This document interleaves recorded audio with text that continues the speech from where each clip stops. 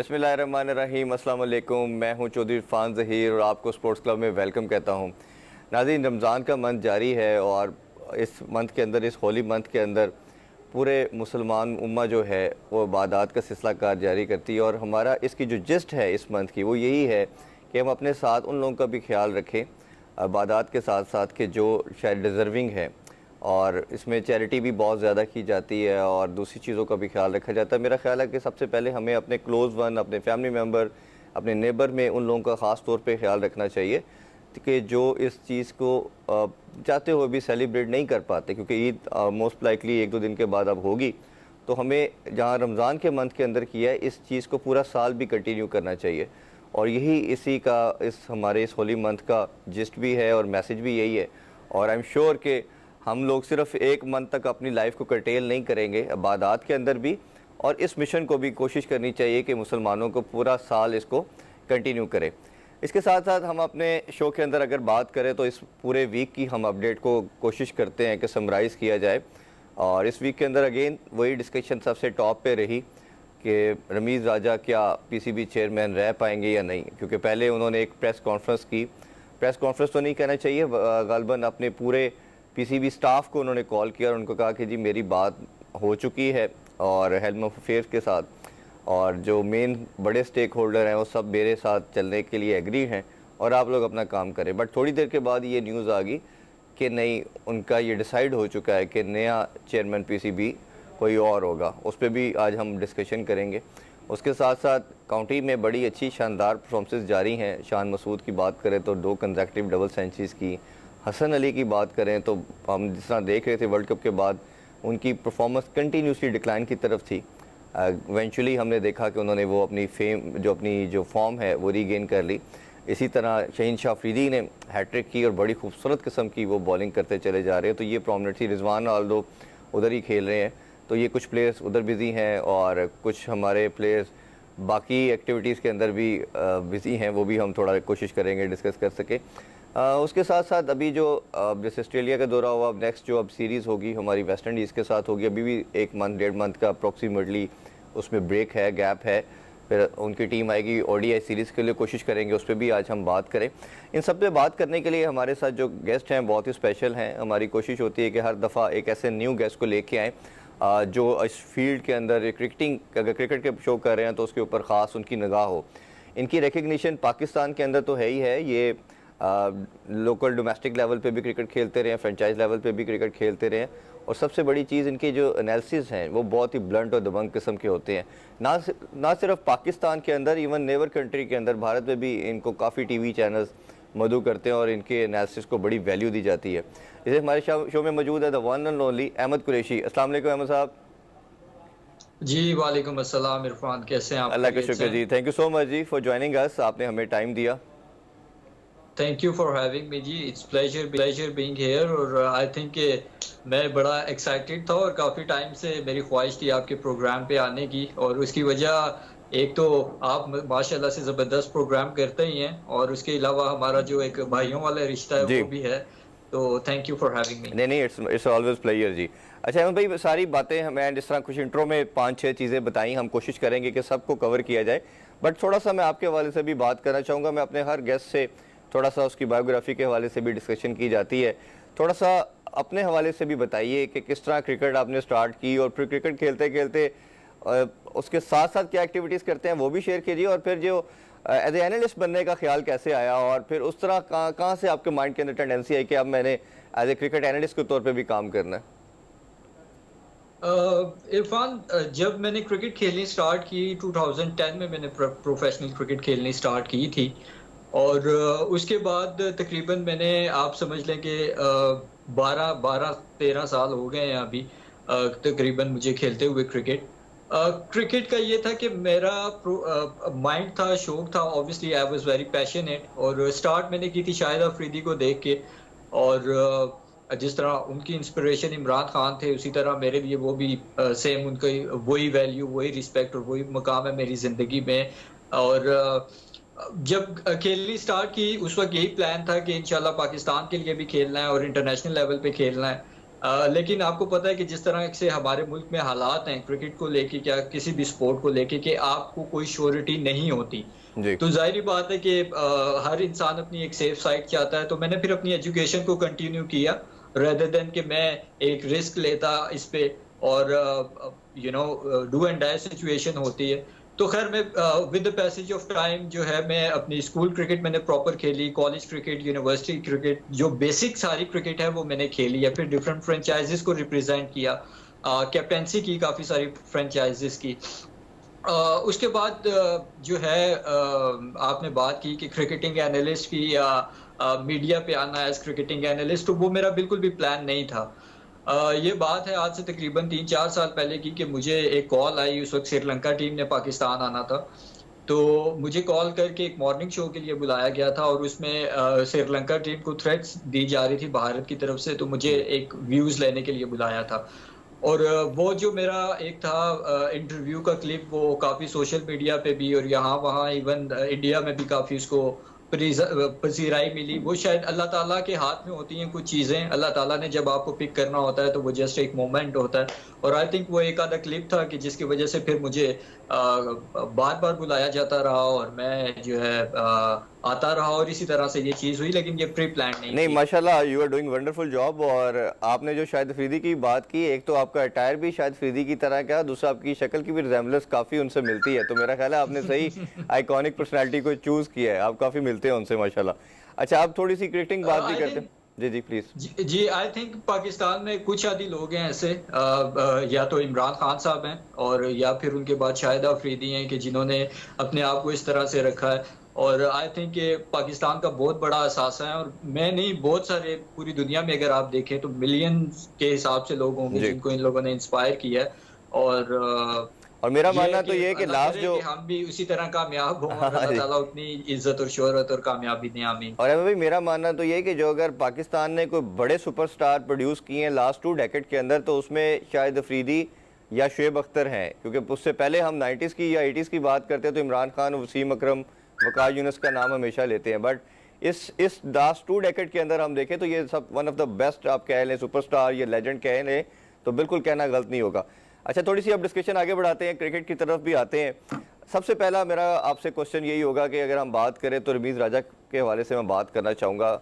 Obviously जब वो अपनी इस रजीम चेंज हुई, दोबारा उनको चूज़ किया गया एज ए पीसीबी चेयरमैन, तो काफ़ी ज़्यादा क्रिटिसाइज़ भी किया गया। बट एक बड़ा हल्का उनकी सपोर्ट में था कि चेयरमैन पहली दफ़ा बड़े सालों के बाद गालबन एक क्रिकेटर है, तो वो ज़्यादा चीज़ों को बेहतर समझ सकता है। बट एक ऐसे लोगों का कंसर्न भी था, वो ऐसी अप्रोच रखते थे कि नहीं, ये एडमिनिस्ट्रेशन की जॉब है, क्रिकेटर का होना मैंडेटरी नहीं है।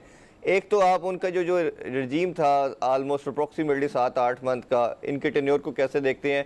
और जो उनके थोड़ा वाइब्रेंट किस्म के डिसीजन थे, ख़ास तौर पे ड्रॉप इन पिचेस की बात कर लेते हैं, या उन्होंने भी एंडोर्स नहीं किया डिपार्टमेंट क्रिकेट के वाले से, ये मैं सेपरेट पूछता हूँ आपसे।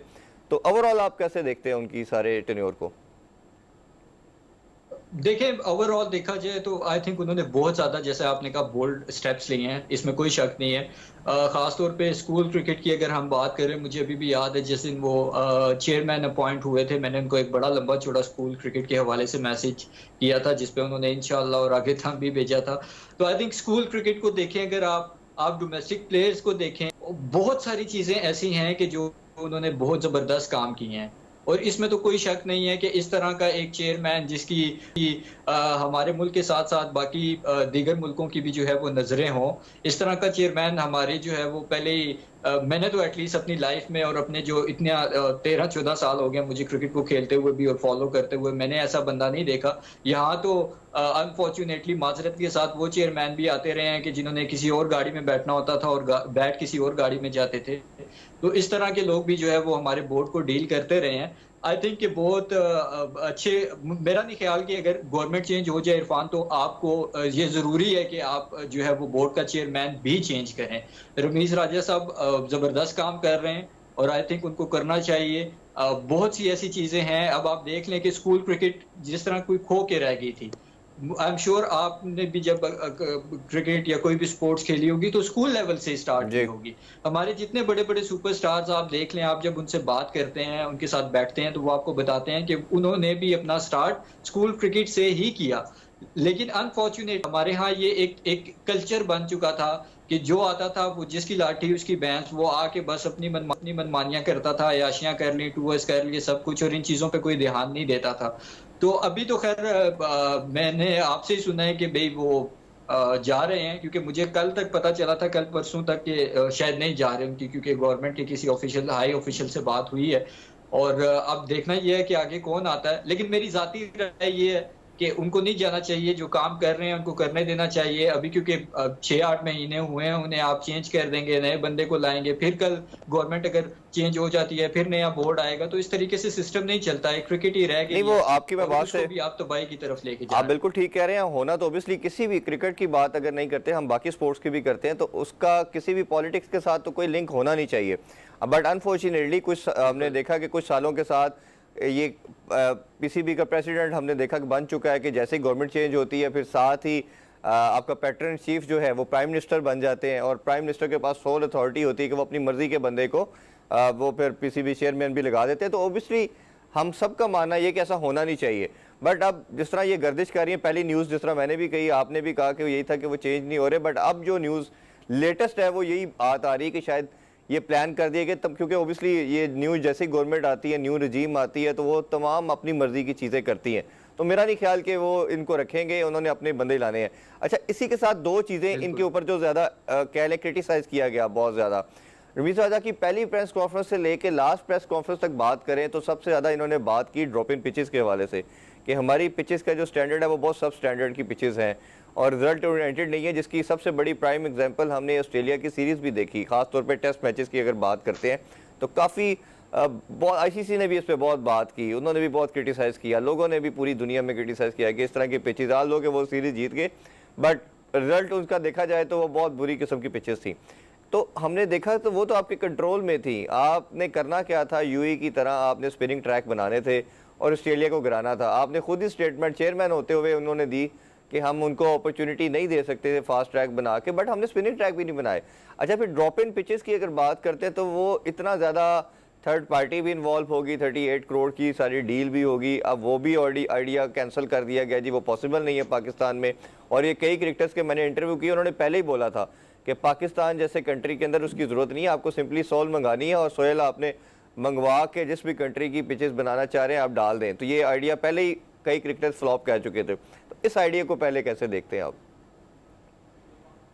मैंने तो इसको बहुत पहले ही जब मैंने सुना था तो कह दिया था कि ये कोई बहुत बड़ा ब्लंडर होने जा रहा है, क्योंकि अगर आप इरफान अगर ड्रॉप इन पिचेस का मेन मकसद देखें ना, तो ऑस्ट्रेलिया जैसे मुल्क जहाँ पे एक एक ग्राउंड में मल्टीपल स्पोर्ट्स खेले जाते हैं, वहां पे ये यूज होती हैं कि आपने जब आपका क्रिकेटिंग सीजन आता है तो आप उन ड्रॉप इन पिचेस को ला के वो एक पर्टिकुलर फ्रेम में जो है वो बनती हैं और आप उनको ला के इंडल्ज कर देते हैं। बेसिक जो पर्पज है ड्रॉप इन, आप ड्रॉप इन इसी से अंदाजा लगा लें कि ड्रॉप इन पिचेस का क्या पीछे what does it stand for. तो आप मेरा अपना यही ख्याल है कि 38 करोड़ सिर्फ 2 ड्रॉप इन पिचेस पे लगाना, वो भी पाकिस्तान जैसे मुल्क में, 38 करोड़ में तो मेरे ख्याल में आप आधे पाकिस्तान की ग्राउंड्स को बेहतर कर सकते हैं, आधे पाकिस्तान के पिचेस को बेहतर कर सकते हैं। आप बजाय इसके कि आप ड्रॉप इन पिचेस को लेके आए और 2 ड्रॉप इन पिचेस पे आप अपना पैसा भी वेस्ट करें और टाइम भी वेस्ट करें, जिनका कोई मकसद नहीं है। आप वाली बात है कि आप यहाँ पे सॉइल मंगवाएं, उस सॉइल के साथ प्रिपेयर कर दें। मॉडर्न टेक्नोलॉजीज जो एग्रीकल्चर टेक्नोलॉजीज हैं उनसे ऑलरेडी ये प्रूवन है कि ये पॉसिबल है कि आपको जिस भी मुल्क जैसी पिच चाहिए आप उसकी सॉइल मंगा के वो यहाँ पे कर सकते हैं। ऑलरेडी एक्सपेरिमेंट्स भी हो चुके हैं। लेकिन असल में हमारा इरफान मसला पता है क्या है, हमारे मुल्क में चाहे गवर्नमेंट में कोई आता है चाहे बोर्ड में कोई आता है, हर बंदा अपने आप को ना तुर्रम खान समझता है। वो समझता है कि मैंने जो कह दिया है वो पत्थर पे लकीर है और मैं गलत हो ही नहीं सकता। और बोर्ड के भी जो लोग हैं उन्होंने अपनी जो है वो नौकरियां बचाने के लिए आगे हाथ बांध के और गर्दन नीचे करके जियो जूर करते रहते हैं। इस तरीके से काम नहीं चलता। अब एक ये अहमद भाई आपको क्रिएटर की आप उससे भी पूछिए, एक और मेरा भी कहेगा कि यार 38 करोड़ आप दो ड्रॉपिंग पिचेस पे लगा रहे हो, उससे तो आप पूरे पाकिस्तान की पिचेस को अहमद भाई क्या आपको लगता है कि क्रिएटर जो है हमारे जो क्रिएटर हैं उनकी कॉम्पिटेंसी का भी इशू लगता है? क्योंकि आपको याद होगा कि दूसरे टेस्ट मैच के बाद आपने आईसीसी का मंगवा लिया था क्यूरेटर, तो उसने तीसरे मैच की लाहौर की पिच तैयार की। तो आपको लगता है कि हमारे क्या जो क्यूरेटर भी हैं वो भी इतने कम्पिटेंट नहीं है, वो भी नाअहल है कि जो हमें ऐसे जब रिजल्ट ओरिएंटेड नहीं पिचेस बना सके तो आपको मंगवाना पड़ा बाहर से बंदा? देखिए इरफान, क्यूरेटर्स का जाहिर बात है, अगर आप इंटरनेशनल क्रिकेट खेल रहे हैं तो आपको प्रोफेशनल चाहिए। टू बी ऑनेस्ट, मुझे नहीं पता कि हमारे क्यूरेटर्स जो हैं क्या इतने प्रोफेशनल हैं या नहीं है। अगर तो नहीं है तो उनकी ट्रेनिंग का इंतजाम और उनको ट्रेन किसने करना है? बोर्ड ने करना है। ये बोर्ड की रिस्पॉन्सिबिलिटी है, मैंने या आपने नहीं करना।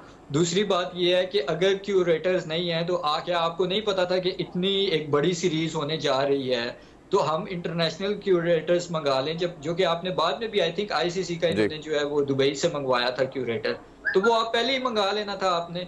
अब भी जो आपने एक बात भी की कि असल में जो है ना, हमें यही डर था कि कहीं हम ऑस्ट्रेलिया से हार ना जाएं। हमने जो है जिस जो है गड्ढे में उनको गिराने की कोशिश की है, हम खुद गिरे हैं। आई थिंक हमें अपने आप को अगर चैलेंज करना था तो हमें इस तरह की पिचेस को नहीं बनाना चाहिए था। हमें एक नॉर्मल पिचेस के लिए जाना चाहिए था कि जो कि प्रॉपर एक टफ कंपटीशन भी देती हैं आपके। ऑल्दो कि टफ कंपटीशन हुआ, लेकिन मेरे ख्याल में कि ये जो पिचेस वाला ब्लेंडर था, आप देखें अभी ये यहाँ पे पिंडी स्टेडियम में आपका जो पिंडी स्टेडियम है उसको आई थिंक डिग्रेड भी किया गया था, और उस पर पता नहीं कोई अब उनकी आईसीसी वालों की मेरे ख्याल में कोई खास नजरें भी होंगी कि अगर फर्दर इस तरह की पिचेस आती हैं तो वो बैन भी लग सकता है। नहीं, उन्होंने इस पे तो जी उन्होंने उस पे कहा है कि इस पे कोई डीमेरिट्स, इस पॉइंट्स जो हैं वो उन पे पॉइंट्स उन्होंने माइनस किए हैं कुछ, इसमें जो रैंकिंग इसमें इंटरनेशनल स्टैंडर्ड के लिहाज से होते हैं ना, उस पे ऑब्जेक्शन रेज किया आईसीसी ने। एग्जैक्टली मैं वही कह रहा हूँ ना। दूसरा उन्होंने ये भी इनको वार्न किया है कि अगर आपने फर्दर इस तरह की पिचेस बनाते रहे तो हम जो है इसको आपके स्टेडियम को ही बैन कर देंगे कि ये इस काबिल ही नहीं है कि इंटरनेशनल मैचेस यहाँ पे ऑर्गेनाइज किए जाएं। मुझे नहीं समझ आती कि जब इस तरह के फैसले होते हैं, क्या इनको नहीं पता होता कि इसका इम्पैक्ट क्या आएगा? क्या ये लोग सोचते हैं? अहमद भाई, मेरा पहला क्वेश्चन, मैं आपको सॉरी रोक रहा हूँ, इंटरप्ट कर रहा हूँ, वो इसी मेरा तो फिर पहला क्वेश्चन जो आपसे था वो यही था कि हम सबको लगता था कि क्रिकेटर अगर चेयरमैन होगा तो वो ये सारी चीजों को समझता है। अगर ये क्रिकेटर चेयरमैन होने के बाद ब्लंडर हो रहे हैं तो फिर इसका रिस्पॉन्सिबल कौन होगा? कौन इस चीज का ऑनर्स लेगा? कौन इसको बेयर करेगा इतनी बड़ी चीज को? देखें, उसका तो मैंने आपको बताया ना कि जो भी यहाँ पे आता है वो तो अपने आप को तुरम खान समझता है कि मैं तो गलत हो ही नहीं सकता। आप अभी भी अगर रमीज राजा को कहेंगे कि ऑल दो कि ये पॉसिबल नहीं है, ये बता दिया गया है, लेकिन वो फिर भी इस पे कायम रहेंगे। देखें, बात ये है कि ठीक है ये वाला तो ब्लंडर था ही था। मेरा देखें मेन जो पॉइंट है ना कहने का वो ये है कि एक तो आप टाइम दें। ठीक है, अगर ठीक है कुछ बुरी चीजें हुई हैं, कुछ अच्छी चीजें भी हुई हैं, जैसे मैंने आपको बताया आपकी डोमेस्टिक प्लेयर्स की सैलरीज इंक्रीज हुई, आपके जो स्टेडियम्स की अपग्रेडेशन की बात हुई, आपकी स्कूल क्रिकेट की बहाली हुई। अभी आई थिंक 2-3 टूर्नामेंट्स हुए हैं इतने शॉर्ट टेन्योर में, ये जो काम हुए हैं आई थिंक ये भी बहुत हैं, अच्छे हुए हैं। अब आप देखिए ऐसे जो चेयरमैन आते रहे हैं जिनका किसी को पता ही नहीं था, जिनका कोई बस ये अपॉइंटमेंट होती थी, हम नाम सुनते थे कि ये चेयरमैन है, और जब वो जाता था तो हम सुनते थे कि ये चेयरमैन है। उससे तो मेरे ख्याल में जो है 100 गुना बेहतर ही रहे हैं। कहने का ये मकसद है ना इरफान, कि अगर हमें कंसिस्टेंसी चाहिए तो हमें फिर अपने बोर्ड परफॉर्मेंसेज में अगर कंसिस्टेंसी चाहिए तो बोर्ड में भी लानी पड़ेगी। ये नहीं हो सकता कि आप हर 6 महीने बाद, हर 4 महीने बाद बंदा चेंज कर, ऊपर जो हेड है वो चेंज कर दें, और आप ये चाहेंगे कि रात को सोएंगे और सुबह उठेंगे तो वर्ल्ड क्लास टीम बन जाएगी। जी, अहमद कुरैशी से बड़ी जबरदस्त गुफ्तगू जारी है, बट अभी एक छोटा सा कमर्शियल ब्रेक लेते हैं, कहीं मत जाइएगा।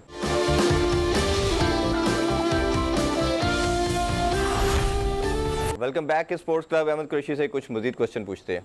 आप जब तक किसी भी बंदे को, जिस तरह टीम की बात करते हैं, इसी तरह कोशिश की भी हम बात करते हैं। इस तरह मेरा मानना तो ये है कि जितने स्टेक होल्डर हैं, खासतौर पर सबसे बड़ा स्टेक होल्डर चेयरमैन होता है, इसमें उसको भी अकाउंटेबल करना पड़ेगा। जब तक आप अकाउंटेबिलिटी का सिस्टम नहीं लेके आएंगे, उसको भी कहीं अकाउंटेबल ठहराएंगे नहीं, तो फिर जब वो बुरी परफॉर्मेंस होगी आराम से रिजाइन करके पहले लंबी बड़ी सैलरीज लें, बाद में बहुत आसान है, बाद में रिजाइन करके घर चले जाए, मौजे करें, तो वो तो फिर तो मसला ही नहीं है। अच्छा, 2 कोर टॉपिक हैं, इनके ऊपर भी मैं आपका ओपिनियन लेना चाहूँगा। अभी आप डोमेस्टिक और ये तमाम लड़कों से ओबियसली आप मिलते भी होंगे।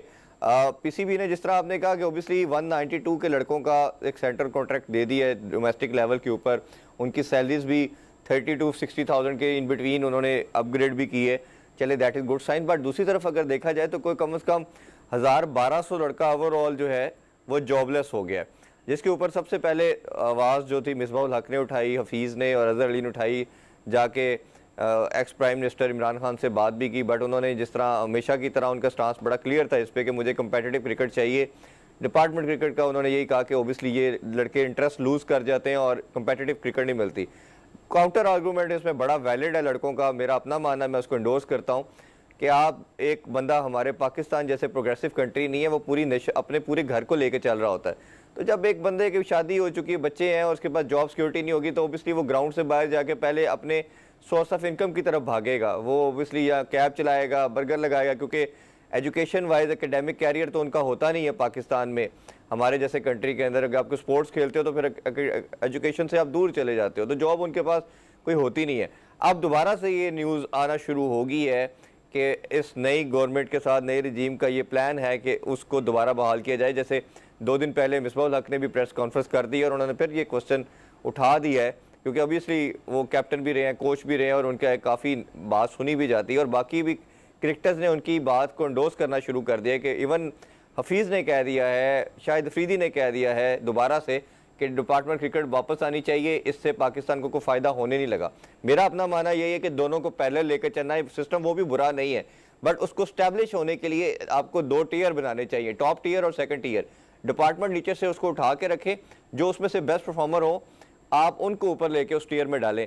आपका लड़कों से मिलना होता है, अगेन मेरा क्वेश्चन यही होगा आपसे, एक तो ये आप सिस्टम को कैसे देखते हो, और जो लड़कों से बात करते हैं ये कितना प्रॉब्लमेटिक है, एक लड़का जब अपने घर को नहीं चला पाता तो वो गेम कैसे खेलेगा?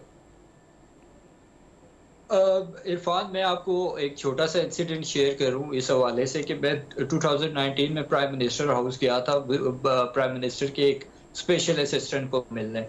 उनसे जब मेरी बात हुई तो मुझे याद है मैंने इंस्टाग्राम पे अपने पोस्ट किया था कि I am on my way to prime minister house. आप बिलीव करें कि उसी दौरान मुझे 25 से 30 लोगों का आया कि खुदा के लिए फर्स्ट क्लास क्रिकेट पे बात करें। मैं जब उधर गया उनसे मैंने बात की तो उन्होंने कहा जी कि हमारी फिर कुछ दिन बाद डिसाइड हुआ था कि शायद प्राइम मिनिस्टर से भी मुलाकात हो। तो आप यकीन करें मुझे उस स्पेशल असिस्टेंट ने कहा था कि आप और जिस मर्जी टॉपिक पे बात कर लें, आप जो है वो ये डिपार्टमेंट क्रिकेट पे बात ना करें, शायद आपको डांट पड़ जाए। मैं ये आपको जो है ऑन एयर ये बात बता रहा हूँ। इरफान, मेरा मानना ये है कि अगर आप या मैं या कोई भी इंसान है, चाहे मुल्क का सरबराह है, पीसीबी का सरबराह है, अगर वो एक फैसला कर लेता है और अगर उसको इतने सारे लोग कन्विंस करने की कोशिश कर रहे हैं विद लॉजिकल, देखिए बात ये है कि आप जो है वो इसमें कोई बुराई नहीं है कि अगर जहां आपने इतने यू टर्न्स लिए हैं आप दोबारा एक यू टर्न ले लें और डिपार्टमेंट क्रिकेट को बहाल कर देते।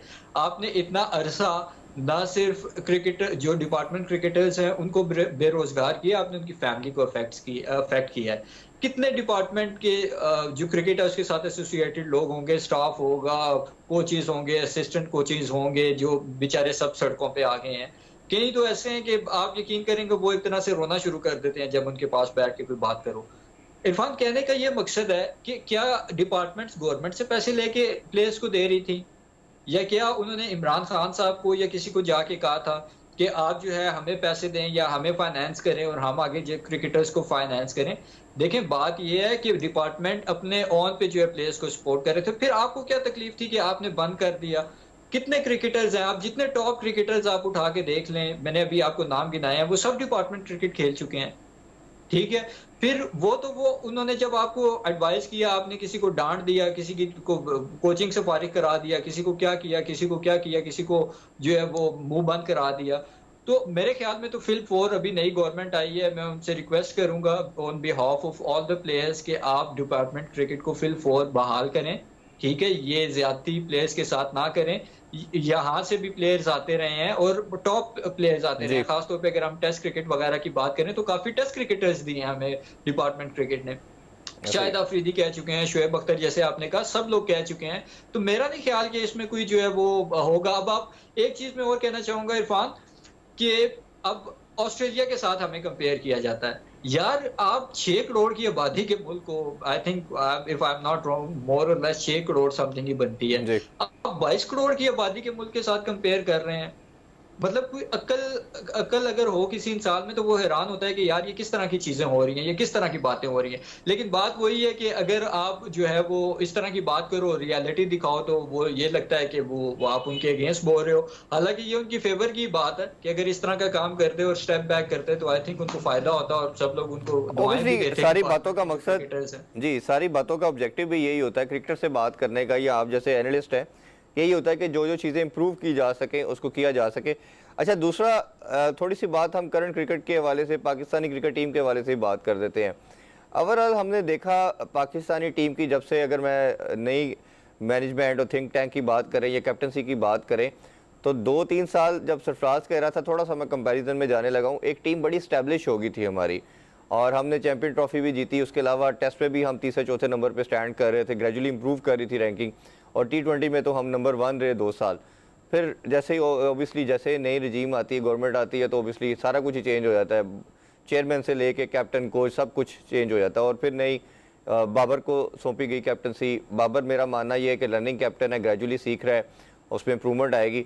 बट एक नई मैनेजमेंट के अंदर अगर जो मैंने प्रॉब्लम देखी, जो मेरा इस पर बड़ा इस पर कंसर्न रहा, रिजर्वेशन भी रही, इनकी अप्रोच बड़ी ही ज़्यादा टिमिड है, बहुत कंजर्वेटिव अप्रोच के साथ क्रिकेट खेल रहे हैं। जो हमारा पाकिस्तान के साथ एग्रेशन एसोसिएट किया जाता था 90s के अंदर या अर्ली 20s के अंदर, या अभी मैं देखता हूँ ऑस्ट्रेलिया, न्यूजीलैंड या इंडिया की बात भी, इंग्लैंड की बात करें, 3-4 टीमें इन्होंने अपना 8-10 साल से पूरा ब्रांड ऑफ क्रिकेट चेंज कर लिया। ऑस्ट्रेलिया को तो ऑलरेडी 90s और उससे उन्होंने या 20s के अंदर भी वही क्रिकेट खेली है, बट इन 2-3 कंट्रीज़ ने भी अपना जो है मोड चेंज कर दिया है।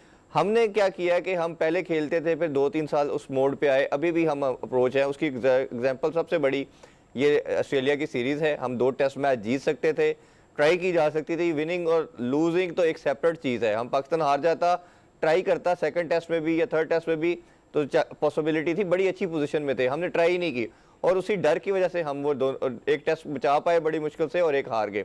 लास्ट जो T20 हमने खेला उसमें भी आप देख लें हमारी अप्रोच क्या थी कि हम उनकी सी टीम के साथ भी मैच हार गए। क्या था, टोटल करना है 150-60, जबकि दूसरी टीम का मोड चेंज चला गया है 200 प्लस के ऊपर।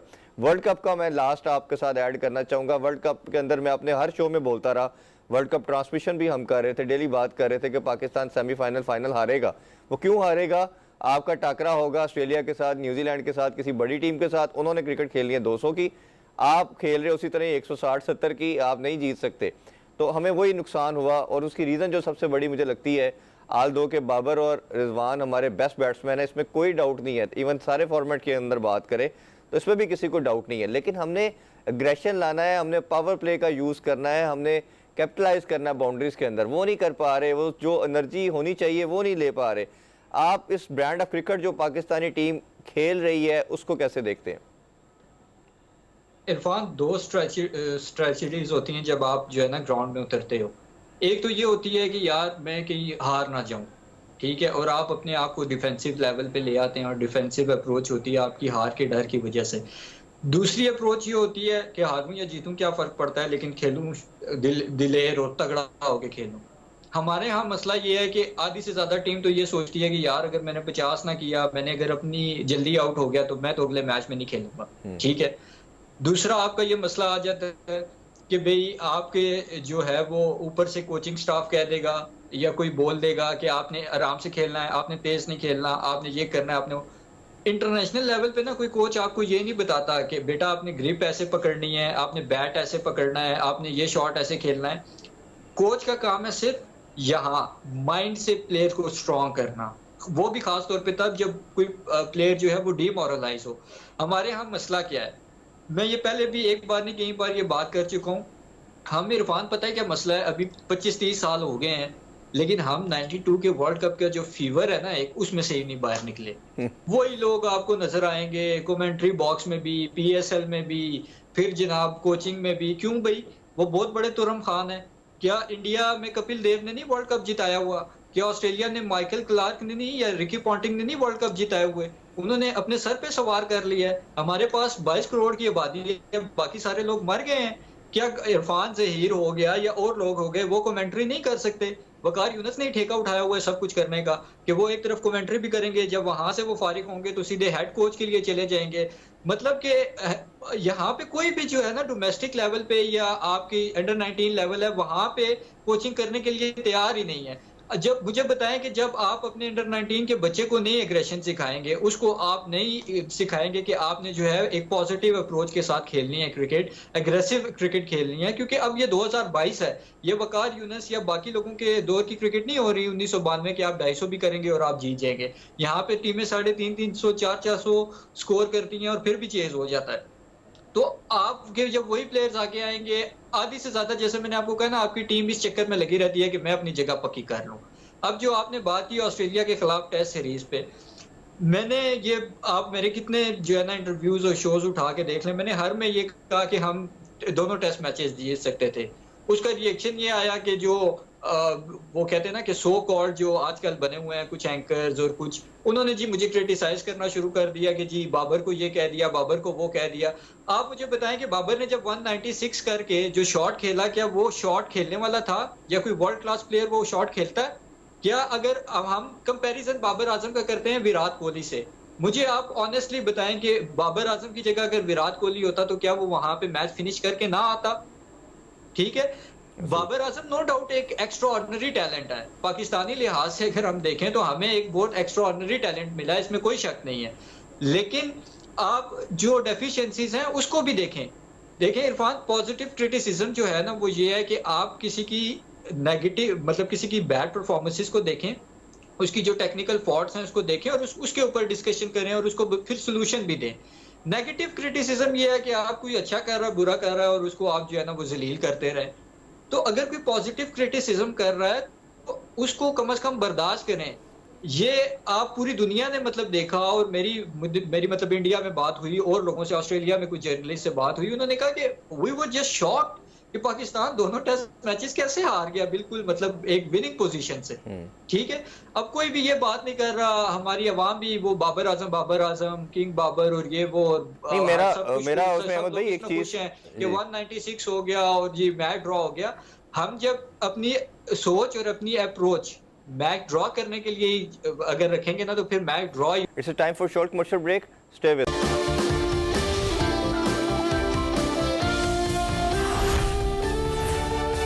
Once again welcome back in sports club. Ahmed Qureshi से जहाँ से गुफ्तगू ख़त्म की थी वहीं से दोबारा स्टार्ट करते हैं।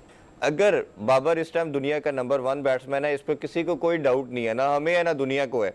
लेकिन उसमें एक चीज़ जो बाबर लैक करता है वो ये है कि बाबर मैच फिनिश नहीं कर पा रहा। ठीक है, बाबर की अगर 95 या 99% इनिंग्स आप उठा के देखेंगे, मैं इसको रिलेट करता हूँ तेंदुलकर के साथ। तेंदुलकर भी अपने एरा का दुनिया का नंबर 1 बैट्समैन था, लेकिन वो मैच फिनिश नहीं करता था। कंपैरेटिवली अगर हम उस एरा के अंदर देखें तो स्टीव वा थे, माइकल बेवन थे, साथ इंजमामुल हक थे और ब्रायन लारा थे। ये 4-5 ऐसे नाम थे। ये तेंदुलकर से ऊपर रेट किया जाता था इनको, क्योंकि ये जब खड़े हो जाते थे तो अपनी टीम को हमेशा मैच जितवा के आते थे। लेजेंड मेरा मानना ये है, लार्जर देन लाइफ प्लेयर वो बनता है जो अपनी ज़ात से निकल के टीम के लिए खेलता है। बाबर भी अपने ऑन पे हो सकता है कि वो 100% आप पाकिस्तान को रिप्रेजेंट कर रहे हैं, आप कैप्टन है। अब उनके ऊपर आती है responsibility double. As a player तो उनके ऊपर परफॉर्मेंस का जो प्रेशर कह लें या रिस्पॉन्सिबिलिटी थी, अब उनके ऊपर एज ए कैप्टन ये आ रही है कि मैंने हर हाल में टीम को मैच जितवा के जाना है। अगर बाबर अपना 40-50-100 करके टीम हार देगी तो मेरा मानने में भी सेम आपकी बात से एग्री करूंगा, तो स्कोर का कोई फायदा नहीं है। तो बाबर को एक और चीज़ बड़ी, मैं इस पर मेरा तो मानना बड़ा स्ट्रांगली इस पर बिलीव है, आईसीसी का जो रेटिंग क्राइटेरिया है, मैंने इसको बहुत पढ़ा भी है और इस पर बहुत रिसर्च भी की है, वो प्योर आपकी एवरेज के ऊपर है कि अगर आपने लेट्स सपोज 50 किया तो 50 की एवरेज के ऊपर आपकी रेटिंग बढ़ती जाएगी, आपने 100 किया तो 100 की अकॉर्डिंगली बढ़ती जाएगी, आप आउट नहीं हो रहे और बढ़ती जाएगी। आईसीसी को मेरा मानना यह है कि आपको मैच विनिंग परफॉर्मेंस के बाद रेटिंग पॉइंट देने चाहिए, और मेरा ख्याल है, और प्लेयर भी बड़ा वही होता है जो हर जो बंदा क्रिकेट समझता है उसको समझ आएगी कि मैच जितवाने वाले की चाहे 20 रन क्यों नहीं है, एंड में आके उसने 20 कर दिए, 10 आउट कर दिए, 2 आउट कर दिए, वो उस 5 से बेहतर है जो सर्कमस्टांसिस के अकॉर्डिंगली किए। तो मेरा और ये आपका, ये हम सब का क्रिटिसिज्म कोई मेरा नहीं ख्याल कि नेगेटिव है, ये पॉजिटिव सेंस के अंदर है। इन चीजों को ओवरकम करेंगे तो आप बड़ा मेरा एक छोटा सा आपसे क्वेश्चन है, मुझे आप सिर्फ ये बात बताएं कि जो लास्ट आपको आपकी नज़र में जो सुपरस्टार या मेगा सुपरस्टार है वो कौन था? वही ना, इस एरा में तो हमें मिला ही नहीं है, मेरा ख्याल है कि क्यों नहीं 10 मिले? साल में। मैं हाँ। आपको एक रीज़न बताऊँ? उसकी वजह ये है कि शुएब अख्तर, शाहिद अफरीदी ये जो बड़े-बड़े नाम थे, ये अपनी ज़ात के लिए नहीं खेलते थे। शाहिद अफरीदी को कितने लोगों ने कहा कि यार तुम आराम से खेलो, तुम टुक-टुक कर लो, तुम ये कर लो। अब शाहिद अफरीदी अगर पहली बॉल पे 0 पे आउट होता है, वो उससे बेहतर है कि शाहिद अफरीदी 20 बॉलें टी20 में खेल के 11 स्कोर करे या 10 स्कोर करे।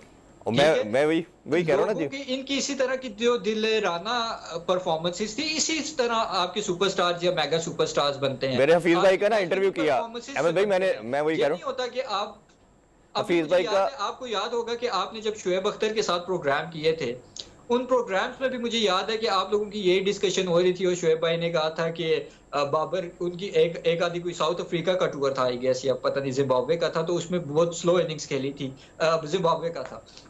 तो जी। उसमें भी आप लोगों की यही डिस्कशन हो रही थी और आप देख लें कि आज कितने महीने गुजर गए हैं उस बात को और अभी भी हम वही डिस्कशन कर रहे हैं।